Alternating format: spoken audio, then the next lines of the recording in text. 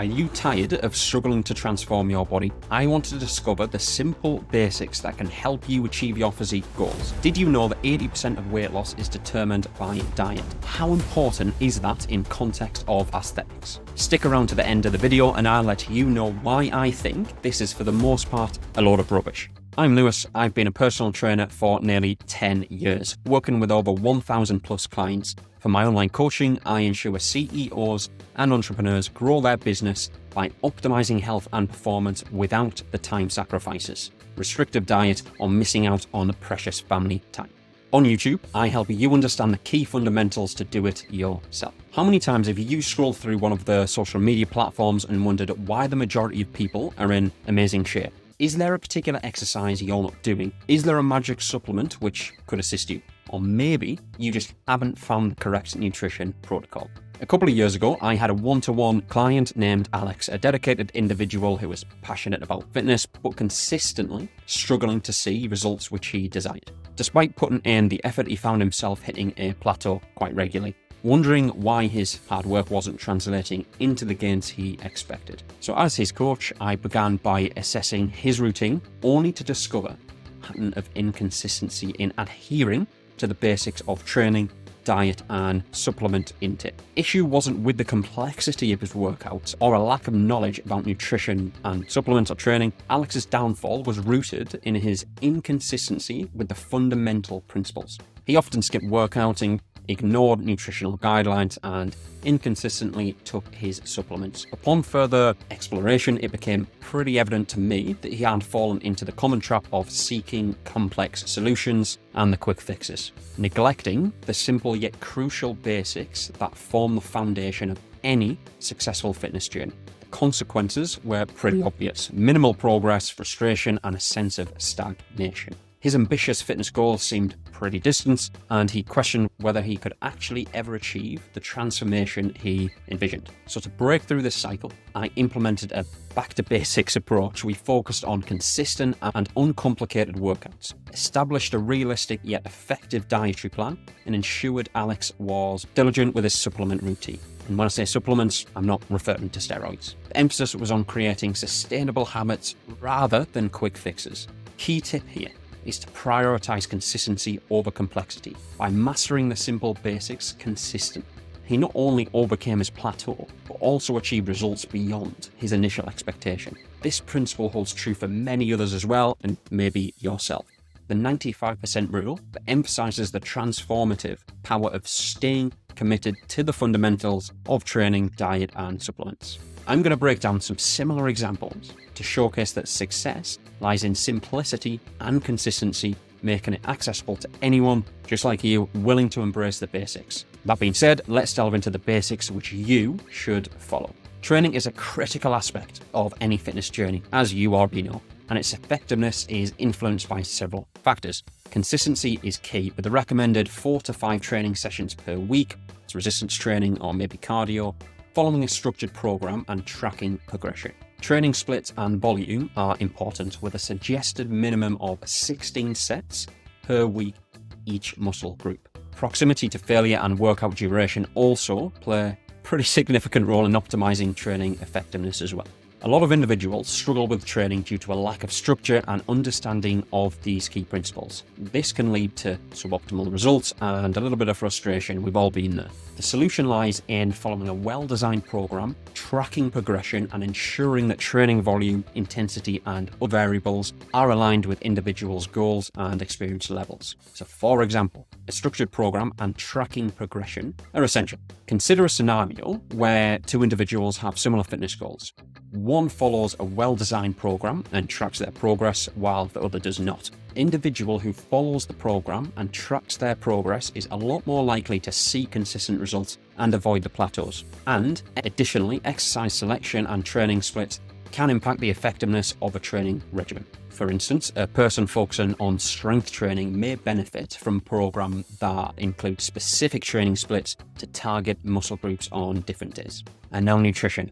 It's a cornerstone of fitness success, as we all know, and several key principles can significantly impact results. So tracking calories is crucial, as a lot of people know by now, especially for those people aiming to cut a little bit of body fat. While protein intake is important for both cutting and bulking phases, meal timing and macro separation are deemed less critical, with the total caloric intake over the course of the day being the primary focus. A general recommendation, and what I say to my clients as well, is for protein intakes to be somewhere around 0.8 to 1 gram per pound of body weight. Many people struggle with nutrition due to the lack of awareness of their calorie and protein intake, as well as a misunderstanding of meal timing and macro separation. This can lead to, as we all know, suboptimal results and slow progress. The solution is to track calories, prioritize protein intake, and ensure overall nutritional needs are met based on your goals and circumstances. For example, consider the two individuals again with similar training regimens but different approaches to nutrition.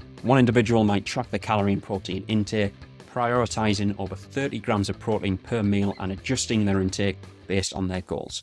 Other individual does not track their nutrition and has an inconsistent protein intake. Over time, individual who prioritizes nutrition is likely to see better results and recovery. Additionally, the use of supplements such as whey protein and creatine can provide a massive strategic advantage. For example, a person who struggles to meet their daily protein intake through whole foods may benefit from supplementing with the whey protein to support their muscle recovery. So supplements, they can complement a well-rounded fitness routine, but their use should be strategic. As we all know, whey protein and creatine are highlighted as the best return on investment for beginners, while other supplements are deemed slightly less essential and, I don't want to say a waste of money, but close to being a waste of money. People often struggle with supplements due to a lack of understanding of their purpose and effectiveness. This can lead to wasted resources and a little bit of disappointment as well. The solution is to focus on the most effective and well-researched supplements such as whey protein and creatine, and to avoid unnecessary or unproven products. For example, whey protein and creatine are highlighted as the best return on investment for beginners, but also for people who've been training for a while as well. I've been training 11 years and I still use protein and creatine. Consider a scenario for this example of an individual who is struggling to meet their protein needs through whole foods due to a busy schedule. By incorporating whey protein into their diet, they can conveniently increase their protein intake to support their muscle recovery and growth. On the other hand, other supplements may have less proven effectiveness and can lead to a wasted resources if not used strategically. Or if someone else was also really busy with work and general life and didn't supplement with protein, they would probably struggle to hit their daily and weekly protein targets, leading to slightly insufficient recovery and maybe not building as much muscle as they wanted to. And we do have some honourable mentions here as well.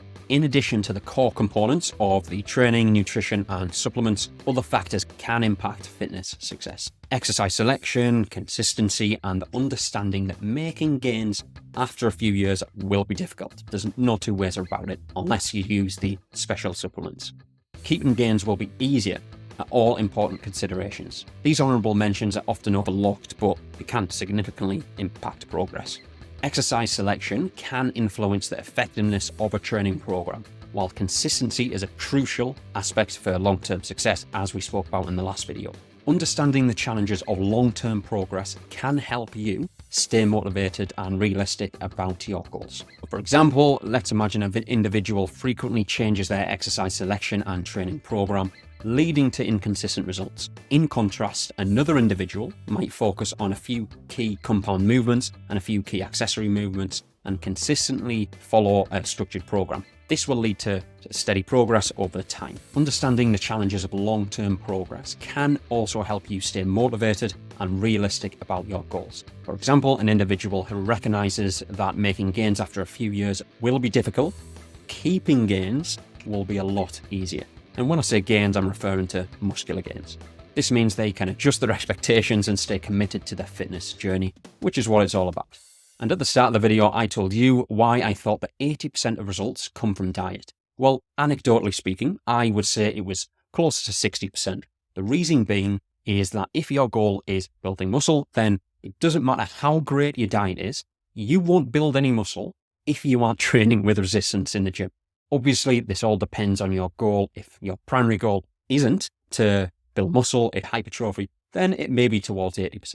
With all of my clients who are CEOs, entrepreneurs, or high achievers, I follow my CEO Health and Performance Blueprint 5-step system, which combines all 5 key areas. Head to the link in the description to watch the short video of exactly how I use this with my clients to get amazing results. Or alternatively, you can take the CEO Health and Performance Assessment Scorecard completely free, which will assess your current performance and areas which you can improve.